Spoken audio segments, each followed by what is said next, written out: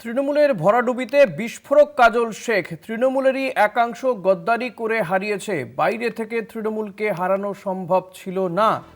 তৃণমূলের ভরাডুবিতে বিস্ফোরক কাজল শেখ তার বক্তব্য, তৃণমূলেরই একাংশ গদ্দারি করে হারিয়েছে, বাইরে থেকে হারানো সম্ভব ছিল না। মনা বীরবংশী রয়েছেন আমার সঙ্গে এই মুহূর্তে টেলিফোনে। মনা, আর কি বলেছেন কাজল শেখ? কাদের দিকে তার এই ইঙ্গিত? দেখো ঋষিকেশ, কাজল শেখ যে মন্তব্য করেছেন যা নিয়ে রীতিমতো বীরভূম জেলা রাজনীতিতে একটা আলোড়ন পরিবেশ তৈরি হয়েছে। তার কারণ তুমি বুঝতে পারছো যে সদ্য এই যে রাজ্য বিধানসভা নির্বাচনে তৃণমূলের যেভাবে ভরাডুবি, প্রায় 200-রও বেশি আসন নিয়ে বিজেপি কিন্তু গভর্নমেন্টে চলে এসছে।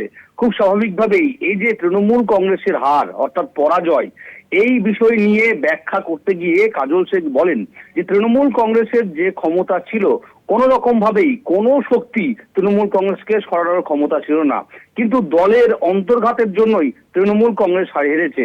অর্থাৎ তৃণমূল কংগ্রেস দলে তৃণমূলে যারা নেতাকর্মীরা রয়েছেন তারা গদ্দারি করেছে, সেই কারণেই কিন্তু মূলত তৃণমূল কংগ্রেসকে হারতে হয়েছে। এবং ইতিমধ্যেই তার পর্যালোচনা শুরু হয়েছে, আস্তে আস্তে সব বেরিয়ে আসবে কারা গদ্দারি করেছে দলের সঙ্গে, যার জন্য দলকে ক্ষমতাচ্যুত হলো গোটা রাজ্য থেকে। খুব স্বাভাবিকভাবেই কাজল শেখের এই মন্তব্যে রীতিমতো একটা চাঞ্চল্যকর পরিবেশ তৈরি হয়েছে। তবে অবশ্যই দেখো, জেলার রাজনৈতিক মহল মনে করছেন, যেহেতু তুমি জানো বিশেষ করে বীরভূমে মানেই তৃণমূল মানেই দুটি নাম বারবার করে উঠে আসে, একটি হচ্ছে কাজল শেখ, অপর হচ্ছে অরূপব্রত মণ্ডল। তাহলে কি কাজল শেখ এই মুহূর্তে এই তৃণমূলের যে ভরাডুবি, সেই ভরাডুবির জন্যই কি অনুব্রত মণ্ডলের দিকে ইঙ্গিত করছেন? এমনটাই রাজনৈতিক মহলে কিন্তু জোর চর্চা। কারণ তুমি জানো যে বীরভূমে 11টি আসনের মধ্যে 6টি পেয়েছে কিন্তু বিজেপি, 5টি পেয়েছে তৃণমূল। খুব স্বাভাবিকভাবেই বিজেপি অনেকটাই তৃণমূলের থেকে এগিয়ে। খুব স্বাভাবিকভাবেই এই যে অন্তর্ঘাত না হলে এরকম ধরনের ভরাডুবি রেজাল্ট জেলা বা রাজ্যের ক্ষেত্রে হয় না। খুব স্বাভাবিকভাবেই কাজলের এই বক্তব্যকে ঘিরে রীতিমতো বীরভূম জেলা রাজনীতিতে নতুন করে আবার একটা মাত্রা যোগ হয়েছে। এবং অনুব্রত মণ্ডলের কোনো রিয়াকশন কিছু পাওয়া গেছে কি?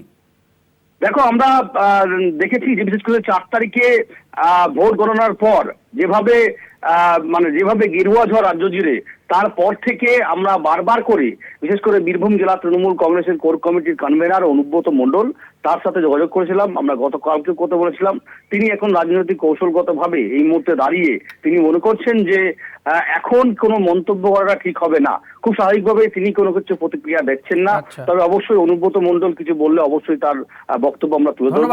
তবে কাজল শেখের কথা বলছিলাম প্রতিনিধি মনা বীরবংশীর সঙ্গে।